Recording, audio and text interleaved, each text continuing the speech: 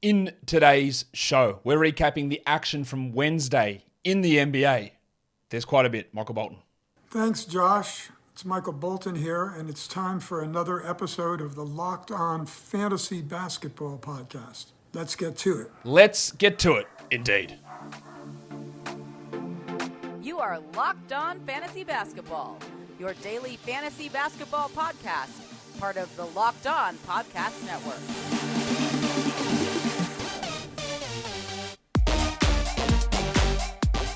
Hello and welcome to the Locked On Fantasy Basketball Podcast, brought to you by Basketball Monster. My name is Josh Lloyd, and I am the lead fantasy analyst at basketballmonster.com, and you can find me on Twitter, as always, at redrock_bball, on TikTok at redrock_bball, and on Instagram at Locked On Fantasy Basketball. Today's episode is brought to you by Ultimate Basketball GM. Ever dreamed of becoming an NBA GM and managing your basketball franchise? Then this game is definitely for you. To download the game, just visit ultimatebasketballgm.com or look it up on the app stores. Our listeners get 100% free boost to their franchise when using the promo code LOCKEDON, all caps, in the game. Thank you also for making Locked On Fantasy Basketball your first listen every day. We are free and available on all platforms. We've got 7 games to talk about and quite a bit of news to get through as well, so we might as well get into it now, Warnie. Let's get it on, Gilly. All right, obviously we heard the news about the Ja Morant suspension. 8 games, retroactive to the 6 that he has already missed, which is a little bit of bullshit, I think.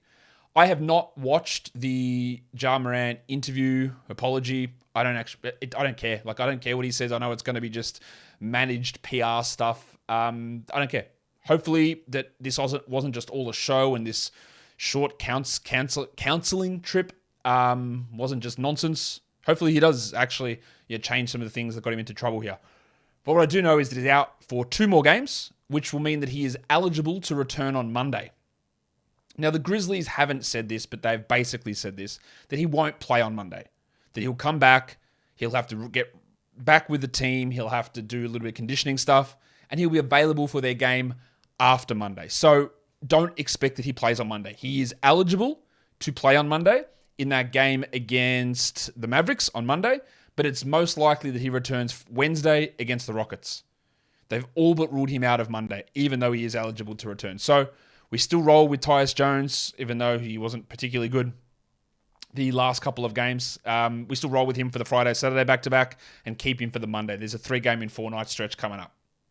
But he will be back. That will hurt, obviously, your mate Dylan Brooks. It'll hurt everyone's usage because Morant is Morant. And he'll be back for Wednesday's game. For the Pacers, Duarte and Mathurin are out. Halliburton, Turner, Hield, McConnell are all questionable. So there still could be some really big opportunities there. I already like with Duarte and Mathurin out, Nwora and Nesmith get a boost. And then if these other guys are out, you're going to get a lot of Isaiah Jackson. You're going to get a bunch of different players.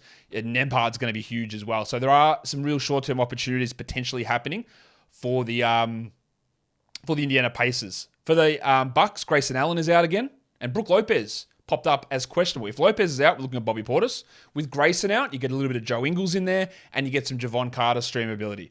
Jaden Ivey will return for the Pistons. He's listed probable. People ask, does this mean it's the end of Killian Hayes? I don't believe so. I think Hayes has been useful with Ivy plenty of times this season. So I think we'll still roll with Ivy, with Ivy and Hayes. Hayes is actually, on a per-minute basis, a better producer than Ivy in category fantasy leagues. I think we have both of those guys. Isaiah Livers is out, and Bojan Bogdanovic remains out, as does Alec Burks. No update on how long they're going to be out. I just think we should rule out Bogdanovic and Burks for this week and for next week. I honestly don't think they're playing again this season. But they won't tell us, which is frustrating. But with Livers out, with Bogdanovic out, with Burks out, we've got Magruder, Rocket Rodney. Rocket, we can't think. Sorry, mate. Come on. You've got Eugene Omarui, who's into that spot as well, and just a bunch of nonsense like Wiseman and Duran, and a whole bunch of weird stuff is going to happen with these Pistons guys, I can assure you. We did get an update on Karl-Anthony Towns. It doesn't really tell us anything. It's a non-update update. It's like he's going to be back within the next couple of weeks, or the next few weeks. All right, cool. So we still don't actually know how long he's going to be out after that initial 4 to 6 week timeline is now 3+ months. It's just really hard to consider him a hold. Like, he wasn't a hold as soon as we heard that injury or that updated 3-month situation. You had to move on, and you still have to move on. We also got somewhat of an update on Wiggins, but still nothing. We hear that maybe he's out for the season. Then Bob Myers said, I haven't heard anything to suggest he's out for the season. but he's still, with our entire support and he's back when he's back. So they say something, but they don't tell us anything. Wiggins isn't a good enough fantasy player to hold through the uncertainty. He's just not. So move on. We also got an update from the Warriors that Andre Iguodala is undergoing surgery for a wrist fracture. That'll end his regular season and probably a big chunk of the playoffs if they happen to make it as well. Not that that matters much for fantasy, but his 10 minutes or so will have to go somewhere. So maybe it's a couple of minutes for Kuminga, who's already looking all right here with Wiggins out too. And it's a couple of minutes maybe to a Patrick Baldwin or a Moses Moody there in the second unit. We've got somewhat of an update on Rob Williams. They're saying in the next week or so. So obviously that's the end of this week. He's not playing this week. And then maybe next week, but who knows? It's a hamstring. He's an injury-prone guy. We don't know when he's going to return. Very, very hard to hold. And when he comes back, I'd imagine they'll be pretty limited on his minutes, suffering a hamstring injury. Not worth the hold. And there was something that came up a lot because people were complaining a lot. And people always complain. They say, where's this happening? And I wanted to get something straight. I tweeted about this. I actually posted it on YouTube as well. People are under this misconception that Yahoo has a rule where when a player misses 3 games, they get the INJ tag. Now, I'll state this again. You should not use IL. You should use IL plus every single time. There shouldn't ever be a situation where you are penalized in excess of having the guy who's on your team not playing games, but not being able to make roster moves or put them into the IL slot because you're waiting for the status to be updated, waiting for a human to go through and make some sort of judgment call at some point to make that decision. IL plus, as soon as they're injured, you just move them in there. It's simple as that. Really easy stuff. And that's the thing that I don't like is having that part where it's like, well, how come you did this one at this point and this one took 2 hours longer and this guy did this and this? It's putting something that can impact your ability to win in the hands of a subjective call by somebody else. That's why I always believe in IL plus. But there is a common misconception that Yahoo gives people the injured tag to put them into IL after they miss 3 games, and that is not true. It will appear that very, very often a player misses 3 games and then they get the INJ tag. But their rules, which are very clearly written, and if you go through the Yahoo Fantasy CC Twitter account, you will see them reply to people many times saying this.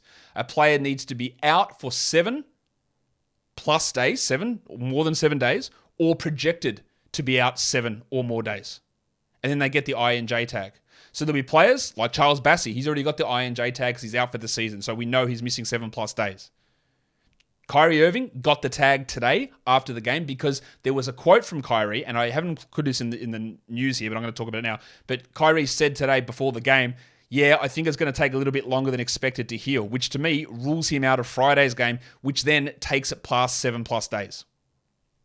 And that's why he got the INJ tag. Why did Luka get it beforehand? Well, Luka actually got injured two days before Kyrie did. Even though they both missed the same game, which was the Saturday, the 11th, I think it was, Luka actually got hurt 2 days before in his game. So that's when his 7-day counter started.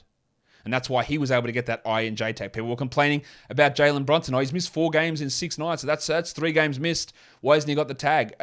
Again, I don't know why this misconception started. I believe there was one Yahoo tweet which was incorrect based on their own rules, and every other one of their tweets saying, no, it's 7 days or 3 games, which is just not true.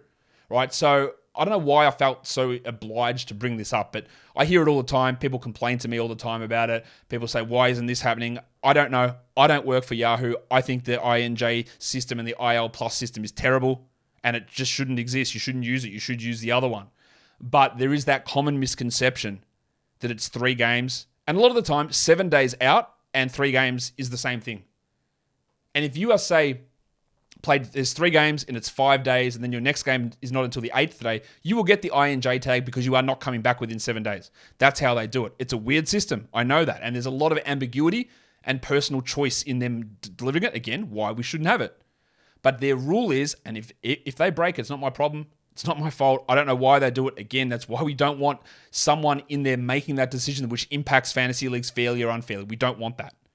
But their rule is 7 plus days. 7 or more days out or projected to be out, and then they get that tag. That is the rule. It's as simple as that. There's no written rule ever of 3 games played. It's 7 days. You don't have to have been out 7 days. You just have to be expected to have been out 7 days. That's all it is. And I hope that clears it up, and I know it won't. And I know people will argue against me. I don't make the rules. I don't enforce the rules. I don't give a shit about the rules. In general, my leagues don't have IL They have IL+, so it doesn't worry me. But just, again, I think it is important to know before everyone starts complaining about it that that's how they're actually operating.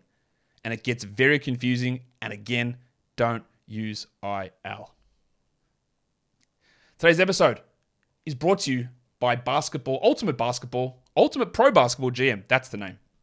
If you've dreamed of becoming NBA GM, and you have because you play fantasy basketball, well, your dreams come true. This game is for you. Manage every strategic aspect of your team, play through the season, and lead your team to glory. You're responsible for hiring the coaches and the assistants, trading players, training players, making your draft picks, and navigating your franchise all the way from free agency to the draft through to the end of the season. Hopefully winning yourself a title. It's a challenging and realistic game world.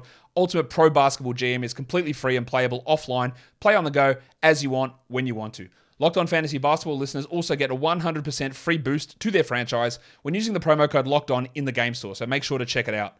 To download the game, just visit probasketballgm.com. You can scan the code that's up on your screen or go to the App Store and search it up. It's probasketballgm.com. The game is Ultimate Basketball GM. Start your dynasty today. All right, the games. First game, Sixers Cavs. First one we're going to look at here. Philadelphia gets the victory pretty easily. In the end, it got a little bit close, but it was pretty easy in the end. 118, 109. Embiid was great. 38 minutes, 36 and 18, 4 blocks, 2 threes, 63 from the field, 10 of 10 from the line. He's the number 1 player over the last week. He's number 2 in fantasy points leagues. He's number 2 in category leagues. Was a little bit of a slow start for Embiid. Remember how disengaged he looked through October and start of November? And there was issues with conditioning and his foot. He's dominating now. Huge numbers. Jim Harden was pretty good as well. 40 minutes for Jimmy. 28, 6, and 12 with 3 steals. He's up to number 8 for the season in category leagues. And Maxey was also pretty good with his shooting. 35 minutes, 23 points, 5 threes, 57% shooting. Hit both of them from the line, but no defensive stats. We know the issues with Maxey, and they were on display here. We also saw the issues with DeAnthony Melton, who went scoreless in 15 minutes and had Shake Milton play minutes over him. 21 minutes for Milton. 11 points with 3 threes. 15 minutes for Melton. That's DeAnthony. With DeAnthony Melton's up and down. Now, before today's game, he was 70th over the last week. After today's game, 139th. The minutes are all over the place. The production is all over the place. He gets good games and bad games. If you're in a more stable position, you can probably hold because there is some okay numbers here. But when you're desperate, it's so hard to know what we're going to get on a game-by-game basis that it makes it hard to label him as a must-hold. The Thick Hogsman, Tobias Harris. I think I am a TH. T to the H. Yeah, TH for life. Another struggle. 7 points, 31 minutes, 5 rebounds, 29%, 222nd over the last week. In fact, that's an unwanted Richie Beno. 2 for 2. He is a hold because they've got pretty good schedule the rest of the way.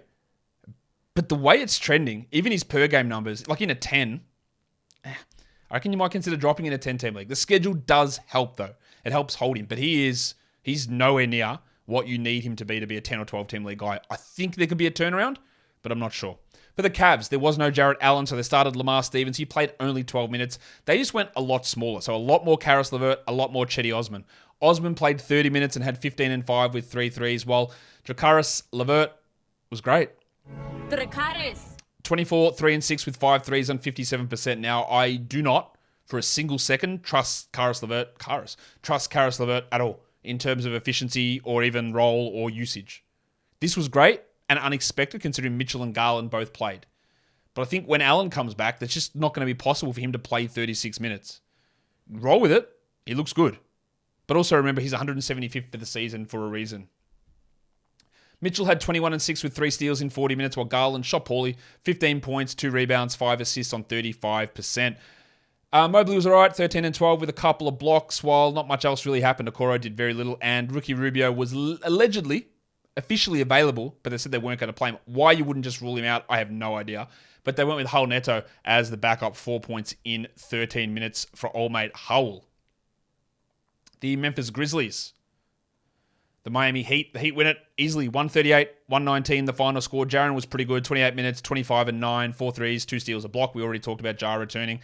And then Desi Bane got ejected. 22 minutes for Bano, 11 points, 4 rebounds, 3 assists and a steal, 36% shooting is rough. He got a flagrant too. I don't think he's going to get suspended, but you never know. Luke Kennard, 14 points and 4 threes in only 20 minutes. It's really good from Kennard, but we honestly can't trust that either. While Dylan Brooks, even with no Morant and Bane getting ejected, 7 points, 7 shots. Really, really bad game. He's not worth a 12-team roster spot. I still think Tyus Jones is. 11, 4, and 5 in 28 minutes. Hold him until Jar returns.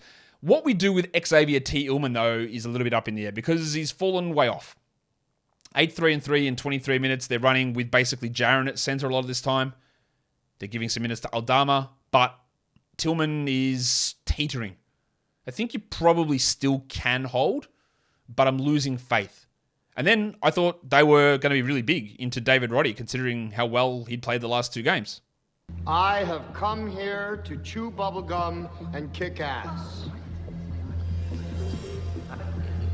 And I'm all out of bubblegum. Yeah, they just didn't use him. They just used Johnny Concha.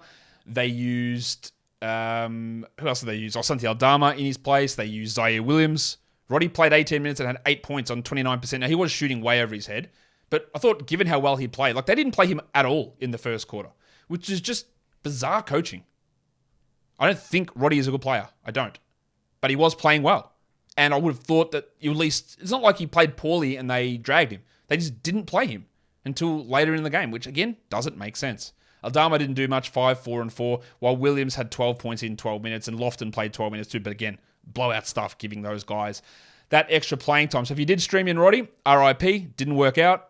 Again, we've got to try and use what we understand. Hey, look at this guy, he's playing so well. They traded D'Anthony Melton to get this guy in. Look at the form he's putting up, cutting into minutes, and we still got Lloyd 2 more minutes. We just didn't see Roddy, and I don't really get it. For the Heat, they didn't have to play big minutes. Only 28 for Jimmy. 23, 8, and 6, 2 steals and a block. Adebayo, 26 and 8 with 3 blocks is really strong. And Tyler Hero had 24, 4, and 6. So strong games from the big 3 there. Everyone has a hero. True. 0 people shouldn't have a hero. What about the point guards? 22 minutes for Vincent. 20 minutes for Kyle Lowry. Double cheeked up on a Thursday afternoon. That just makes it impossible to use either of them. 10 points for Vincent with 2 steals. 8, 4, and 4 for Lowry in 20 minutes. After the weirdness of playing him 36 minutes in his first game back, Lowry, he just hasn't played really much at all in those other couple of games. And they also made other curious rotation decisions because Victor Oladipo didn't play a single second. Not injured, just out of the rotation. And that meant that Max Strus, who'd played under 20 minutes last game, played 33 here. Strus had 12, 2, and 6. So that uncertainty between Vincent, Lowry, Strus, Duncan Robinson even, who played 3 minutes, Victor Oladipo, makes it really hard to look at any of those guys as 12-team league players. It was a solid enough game from Caleb Barton, 2 threes, 2 steals. He brings that relatively often. And he's getting the starters minutes despite coming off the bench. No idea why Kevin Love continues to start. No idea why they bother with this. It doesn't make any sense to me, but whatever. He played 18 minutes and had 10 points with 3 threes. He is not a 12-team league guy yet. He's still rostered in 28% of 12-team leagues. Let's go on to the next game. We're looking at the Boston Celtics and the Minnesota Timberwolves. Some weird stuff at the end of this game. Yeah, Joe Mazzulla basically just running onto the court. Like, okay, Joe, get off. What are you doing? The Celtics went at 104-102. Jaylen Brown, 37 minutes, 35 and 10 with 5 threes. He was excellent here, while Tatum struggled again. 22 and 12, 2 steals, a block. He took a heavy fall as well in this one, Tatum. Shot 25% from the field. At least he was able to go 14 of 16 from the line. Derek White, only 25 minutes. That's pretty curious without Rob Williams, and the fact that they dusted off Grant Williams, who had just been out of the rotation. Derek White, I don't know why the minutes fluctuate so much. Look, the line's not bad. 9, 3, and 4, 3 threes, a steal, 2 blocks. It's still really useful for fantasy. But he should be getting 33 a night every night, and I don't get why he doesn't.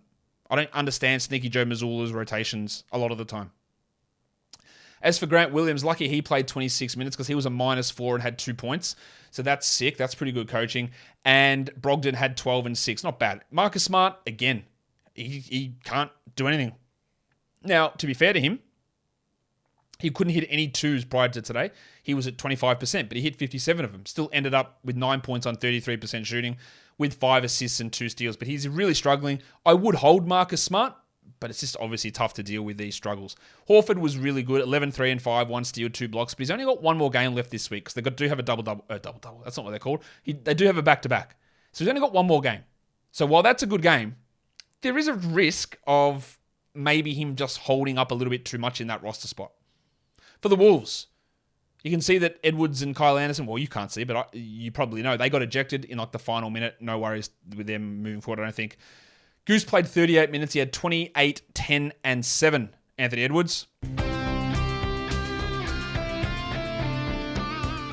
no defensive stats, which is a little bit frustrating, but we love the other production. The free throw is not that good, while Anderson again continues to get it done. 15, 7, and 8, 2 blocks, and should be rostered. Rudy Gobert played 29 minutes, 15 and 6, not his best game, and he was rough from the line, while Nazareth Reed, the Wizard of Naz, 15 and 6 in 19 minutes for him. That's a really good game, but I don't want a backup center playing 19 minutes on a 12-team roster. That is really good, but there's just too much downside risk to consider that as an ad. Conley was pedestrian, I'd say. 7, 5, and 2. If you are in a 10-team league, I don't think you have to hold Mike Conley. He's fine. I think you probably do in a 12, but I'm not convinced. In a 10, no problem dropping. McDaniels had 14 and 5, 33 minutes. Just another stereotypical stock standard Jaden McDaniels game. It's just always the same stuff. He's always the 130th best player. Just what he always seems to be every game. Every game the same. Today's episode is brought to you by Built Bar. It is Built March Madness. And you can go to builtmarchmadness.com and you can enter your bracket for your favorite flavor of Built Bar. It's not just the simple joy of choosing your favorite flavor. It's also prizes that you can win. 50 Locked On listeners are going to win a box of Built Bars just by entering their bracket. One lucky Locked On listener is going to win a 12-month subscription to Built Bar. Every month, a delivery of Built Bars to your door. Unbelievable. All you got to do is go to builtmarchmadness.com. Check out all of the great stuff, all of the options they've got there as well. But fill in that bracket. Do it once a day. You can do it. Get your entries in that many times. You can also buy boxes while you're there. And understand that these are the best tasting protein bars ever. 100% real chocolate covering, low in calories, high in protein. I'm not really sure what more you could ask for. So go to builtmarchmadness.com, grab those Built Bars, get your entries in, and maybe you're going to be swimming in Built Bars for the next year. Built Bar is built different. Today's episode is also brought to you by FanDuel. The NBA season, the NBA playoffs are almost here, and it is the perfect time to download FanDuel, America's #1 sportsbook, because new customers get a no-sweat first bet up to $1,000. That's bonus bets back if your first bet doesn't win. Just download the FanDuel Sportsbook app. It's safe, secure, and super easy to use. And then you can bet on everything from the money line, point scorers, even three-pointers drained. If we have a look at some of tomorrow's games, the Pistons are 12.5-point underdogs. Probably seems like it's too close, to be honest. Yes, the Nuggets need a win and they've lost 4 straight, but the Pistons are dreadful, and the Nuggets should steamroll them by 30. We will see what that is, but the 12.5 is a decent line, and it's still not big enough to take care of the Pistons. FanDuel also lets you combine your bets for a chance at a bigger payout with their same-game parlays. So don't miss the chance to get your no-sweat first bet up to $1,000 in bonus bets when you go to FanDuel.com/lockedon. That's FanDuel.com/lockedon to learn more. Make every moment more with FanDuel, an official sports betting partner of the NBA. And don't forget to gamble responsibly.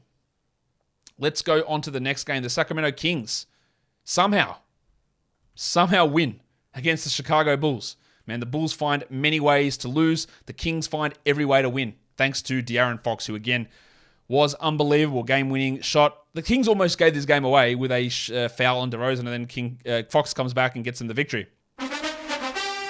33 minutes, 32, 3-1, 4 threes and 2 steals. He's been amazing. Someone tweeted at me, hey, why is no one talking about De'Aaron Fox for most improved player? And I looked at it and went, And I thought, no, he wasn't that good last season. In fact, he had one of his worst seasons. And now, he's legitimately in the conversation and probably is going to make an All-NBA team. He's been amazing. Sabonis only scored 14, only took 10 shots, but had 17 rebounds, 10 assists, a steal, and a block. He was strong too. And it was time for a good Malik Monk game. 19 and 4, 5 threes, 4 rebounds, 3 assists, a steal, and a block. We've talked a lot about how the Kings have got this really, really strong schedule coming up. And if you're going to go with Monk, you've got to persist with it, because there'll be good games, there'll be bad games. You just got to hope the good games outweigh the bad ones. Well, hopefully you added today and got the benefit of this good one. Keegan Murray, if we're just strictly looking at value, he's not a rosterable player. But again, the schedule leans towards him being that. 30 minutes, 9 and 10 with 2 threes. He's really, really struggling at the moment, but the volume of games goes in his favor, and the same goes for the pencil, Harrison Barnes. Barnesy. 17 3-1's not that exciting. 9 of 10 from the line is, 3 of 10 from the field's not. But the volume of games compared to other teams, they've got one of the best schedules. I think the second best schedule over the next 7 or 8 days is the Kings. The Magic is first, and then it's the Kings. And that gives you that value. Same as Vanderpants, 15, 3 and 5 for Kevin Huerter in 28 minutes with 4 threes. Now, Trey Lyles was suspended here, but he will return for tomorrow's game. And he then becomes also a streaming target. With him out, they went to a little bit more of Chimezie Metu. But otherwise, not much change. We've got 5 random Alex Len minutes for some reason as well. For the Bulls, DeRozan had been struggling, but it's good to see him back on track. 13, 3 and 3. Good from the line, good from the field, 2 steals. While Levine, who'd been rolling, couldn't get shots to fall. 32%, 25, 5 and 6 for him. They were without Alex Caruso, who'd been playing, and they've been listing him as their power forward. So they decided to replace him with Ayo Dosunmu, pushing DeRozan up to power forward.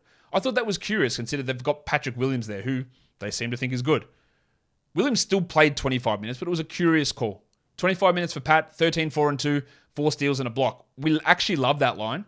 And as long as Caruso is out and the fact that the Bulls have a good upcoming schedule, Williams is a streamer. But if Caruso's back, it's a little bit hard to trust. The same goes for Kobe White, who had 12, 6 and 5, 2 steals and 4 threes. He's still really low usage, only 7 shots. But the fact that the shots went in and he was able to generate some other stats that aren't shooting numbers is encouraging. I would definitely prioritize White over him.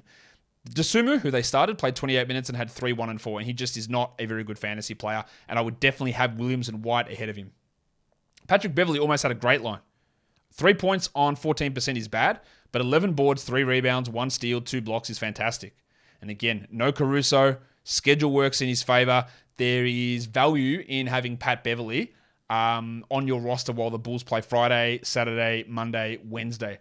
So some pretty strong, like 4 games coming up in the next 7 days, 8 days. Yeah, it's a pretty strong schedule and gives them a little bit of a boost there in that situation. I think that's on a Vooch, 20 and 14, but horribly inefficient, 36% from the field. Not much else in that one. Yeah, that's about it for that game. Let's go on to the next game. That's generally where we head to after one game. We go to the next. It's the Lakers losing to the Rockets, 114-110. Really frustrated. That's a terrible loss to the Lakers. Honestly, might cost them a playoff spot. And I know people will complain, Anthony Davis is so soft. Why wouldn't he play in this game? He wanted to play. But he literally has a stress reaction in his foot still. He's been playing through this injury. They earmarked that he wouldn't play in this game. They knew that. I think coaching cost them this game, to be honest. I think that they were... Coaching and front office stuff cost them because they knew that Anthony Davis wasn't going to play this game. They knew that Mo Bamba was out. They have an open roster spot, and they didn't sign a center. And then the only center that's where the front office part comes in. And then the only center they do have, they didn't start him in Wenyen Gabriel. They decided to start Rui Hachimura. Who, guess how that went? The Rockets killed him in the paint. Hachimura and Vanderbilt, no good. 5 points for Hachimura in 17 minutes. He got benched in the second half. And Wenyen Gabriel came in, was a plus 12. The only double-digit plus on this team. And the second highest was Lonnie Walker at a plus 4 in 11 minutes. Gabriel ended up with 33 minutes, 6 and 14 with 2 steals. But I think that if he started the game, Wenyen, they might not have gotten that obliterated in the paint early on as much as they did. I think really disappointing coaching and front office stuff here. Vanderbilt, 35 minutes. Pretty good game. 13, 10, and 5 with 2 steals. Of course, you're not adding Gabriel. You're not doing anything different with Vanderbilt because Davis will play next game. I think Austin Reeves should be a 12-team league player. 24, 4, and 7. Plays really well. Better than Dennis Schroeder at the moment. Dennis Schroeder had 16 points. Inefficient, and then 2 rebounds and nothing else. He just doesn't do anything.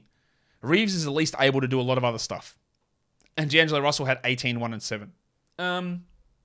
Malik Beasley, we got extra opportunities, so that helped him. 16 points with 4 threes, but still back to the bad shooting. 35% and nothing else there. No assists, 3 rebounds. We know what Beasley is, points and threes. At least the extra volume came his way with Davis out, enabling to float through on 12-team. But I'm not convinced that he remains that guy. While Troy Brown, still a deeper league guy. 8 points, 2 threes for him. For the Rockets, cousin Kevin Porter Jr., 39 minutes, 27, 9, and 6, 69% shooting. Giggity. And that's not from the line, 75% from the line. He was really, really strong here. I think Alperen Şengün was good too. And it's good to see Şengün, Porter, and KJ Martin all playing well together. Şengün had 13, 9, and 6 with 2 blocks, and KJ had 16, 8, and 3 with a steal. Good games from all of those guys. Jalen Green, not so much. 11 and 6, 38 minutes, 31%. Jabari Smith Jr., 18 and 6 on 35%, and actually 4 of 8 from the line, which hurts. I don't know why it was so bad shooting from the line, but we saw that really nice string of games from Jabari, and then went back to shooting the bed. But At least in a game where he shit the bed, he played 37 minutes and had 18 and 6 with 2 threes and a block, which, if it wasn't for bad shooting, would be actually an excellent game. Now, he is going to have plenty of bad shooting nights, but the confidence, the minutes, the usage, that's all the encouraging things here for Jabari, and he is still a hold. I don't know that we need to hold Tari Eason, though. It's back to the bad old days. 18 minutes, 2 and 5, 20% shooting, fully healthy team, prioritizing Jayshawn Tate. It's been a rough drop-off from Eason. I think you can drop him. If they're going to go back to this decision in terms of playing time, and I don't know that they will permanently, but it's been a gradual decline from Eason, apart from last game where he started in place of Şengün. It's been a gradual decline in production and playing time from 30 to 28 to 25 to 21 to 18 minutes, not including the start for Şengün. And that's going to, I think, take him out of some of the discussion as must roster. You can still hold. They play Friday and Sunday, 2 more games this week, and then they've got a Sunday, Monday back-to-back, which is interesting. But if you do want to get someone else in, I get it. I think if you drop Eason to get someone Thursday, you'd probably then go and look to reconsider adding him on Friday for a 3 games in 4 nights, which makes dropping him pretty pointless, just to get 1 extra game in. That doesn't seem worth it. But I do think that he's now into that. If they're going to run it this way, and it has been trending that direction, if they're going to run it this way, then he does move into that zone of perhaps being a droppable player. All right, the next game somehow went to overtime. The Mavs, 137, the Spurs, 128. Dallas was without Doncic, Hardaway, and Kyrie. They started a lineup that had Maxi Kleber in there over Christian Wood, but the Crucifix put up a big game. 28 and 13 for Wood, who was questionable heading in. 2 threes and a block. Took a lot of shots, went to the line 11 times and hit 10 of them. It's a really, really good game. And that's what he should do. I can't trust it. Like, can you? I don't expect Kyrie to play on Friday. I don't think Luka's going to play on Friday either. So there is still another opportunity here for Wood, which is their last game of the week. But I feel really not good about it. Much like, we can look at that and go, well, yes, look at this. But it was against the Spurs, and 5 players scored 20 points in this game, including Reggie Bullock, who played 46 minutes and had 20 and 13 with 6 threes and 2 steals. And I don't feel good at all about looking at Reggie Bullock as an option. And do I feel good about 29 minutes of Dwight Powell, where he went 22 and 8? No, I don't. So I'm skeptical about all of those. I feel much better about using Josh Green and Jaden Hardy. Now, Green played 45 minutes and had 21, 3 and 7 with a steal. Shot well. Really, really good game from him, and he always seems to step up whenever Kyrie and Luka are out. And Hardy played 38 minutes and had 22, 6 and 4. Shot 29%, but went to the line 10 times and hit 9 of them. Really, really good game from him as well. And I think, again, Luka and Kyrie will be out on Friday, and they'll both become streaming options. I feel more confident with Green and Hardy than I do with Powell and Bullock, and Wood should be able to do this, assuming Kidd plays him. Maxi Kleber started and did nothing. We're obviously not adding him. 3, 2, and 2. Had a bit of a brain fart at the end of regulation as well. And for those of you in deep leagues, they're playing McKinley Wright minutes. 23 minutes, 11, 4, and 2 with a block. And that's because he's a point guard and he's better than Frank Ntilikina and he's getting minutes while both Kyrie and Luka are out. That's just for like your 20-teamers. But don't ignore, in those formats, McKinley Wright. For the Spurs, well, what the hell lineup was this? Again, it's going to change every game for these dickheads. Trey Jones, Devontae Graham, Romeo Langford, Keldon Johnson, and Sandro Mamukelashvili. So I don't know what to take out of this. I don't... What can we do? We had 33 minutes from Mamu, 10 and 7 with 2 threes on 31%. That's not a very good game. And Zach Collins will play next game, and Mamu will come off the bench, and he'll be a deeper league guy. Malachi Branham had 20 and 5 with 2 threes and 2 assists, but Vassell, Sohan, Bates Diop, Collins will all play next game, and they'll take touches away. And he just isn't able to do this. Branham was 332nd over the last week prior to this game. I wouldn't add him. Romeo Langford, 17 and 4. Great, fantastic. Don't care. Not adding. Devontae Graham, maybe he's worth a look.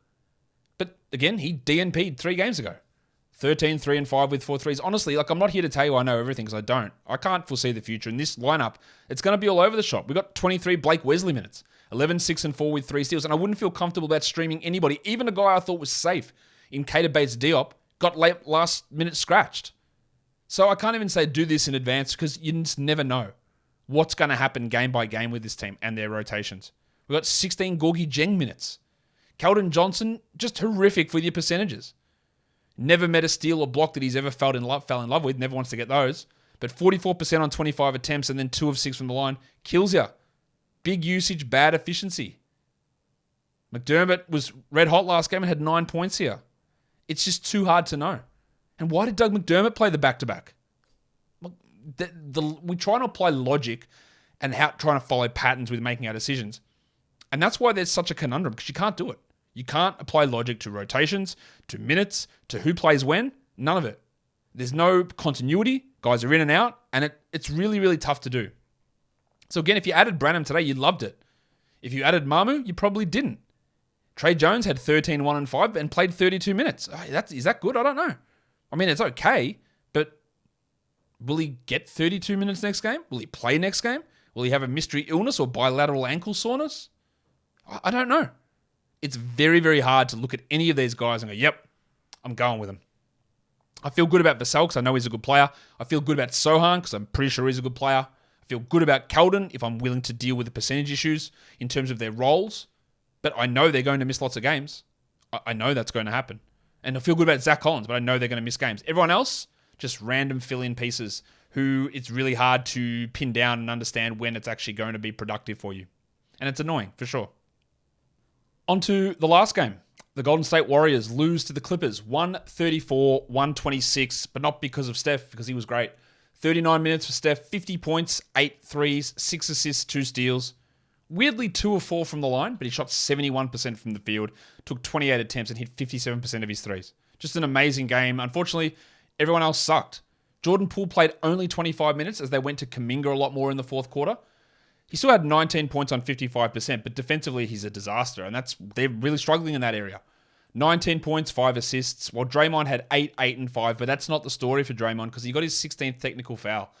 And he also got his sixth foul, I think, at the end of that challenge and overturned, much like it was with Embiid earlier on in the day. But anyway, Draymond got his 16th tech, which means he's going to be suspended for the game on Friday unless it is overturned. So he will be suspended if that is not overturned.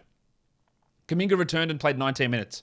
Not a good game. 8 points, 80%, no rebounds somehow. But if Draymond is out, as we expect on Friday, I would think that Kuminga gets a significant boost and probably is worthy of having on your roster. JaMychal Green had 7 points in 16 minutes, another name to watch for deeper leagues, and Kevon Looney will be a really strong 12-teamer on Friday. He always seems to do much better when Draymond is out. 6 points, 13 boards here. Looney's an excellent rebounds guy in general, but he ups his overall game when Draymond doesn't play. Clay had 15, 3, and 2. Not a great game from him. When DiVincenzo was okay, but not great. 10, 6, and 3, 2 threes. We still roster DiVincenzo for now. For the Clippers, Kawhi, 30 points, 8 rebounds, 5 assists, 2 steals, 3 threes. I wonder if this game on the weekend is the one that he plays on the back-to-back. I don't know that, but we want to see that. Paulie George had 24, 2, and 6 with 4 threes. He was very inefficient, George. Usually he's better than that, but not a great game. Well, Zubats was good. 30 minutes, 19, and 16. Also, it was a very, very good game from Russell Westbrook. Price of the brick going up. He only played 27 minutes, but he'd played 23 each of the last 2. He was a plus 10. He had 15, 9, and 7, 2 steals and 2 threes. Now, he was inefficient, 38 from the field, 1 of 2 from the line, but overall, a strong game from Westbrook, who'd really been struggling. Eric Gordon started the second half because Marcus Morris was ejected. 28 minutes for Gordon, 16 points with 4 threes. The 2 steals are nice. We don't really look at him outside of very deep leagues. While Mason Plumlee, the cockroach, why are we still rostering him? What are we doing? 4 and 5 in 17 minutes with 2 steals. Surely it's all inactive teams. But he's rostered in 65% of advanced leagues. And I cannot, for the life of me, figure that out. He does not need to be rostered. You need to move on. Terrence Mann barely played in the first half, but was really strong in the second half. 17, 4, and 3 is a very good line. I just don't trust him to get enough minutes, regularly enough, to be considered anything more than a streamer. Now, on the back-to-back over the weekend, that's really good for Terrence Mann. It's the same for Eric Gordon. The value that is interesting there, especially if Kawhi sits one of them. But as a long-term 12-team league guy, I don't really see how that's going to happen unless they have a real change to the way they run their rotations. The monstrous line of the night goes to Joel Embiid. Oh, the Philadelphia 76ers, your waiver wire line is Reggie Bullock. The young gun is Alperen Şengün, and the dud of the night is DeAnthony Melton. Your top 10 players in category leagues: number 1, Embiid, followed by Steph, Kawhi, Harden, Butler, Sabonis, Bullock, Christian Wood, Kevin Porter, and Bam Adebayo.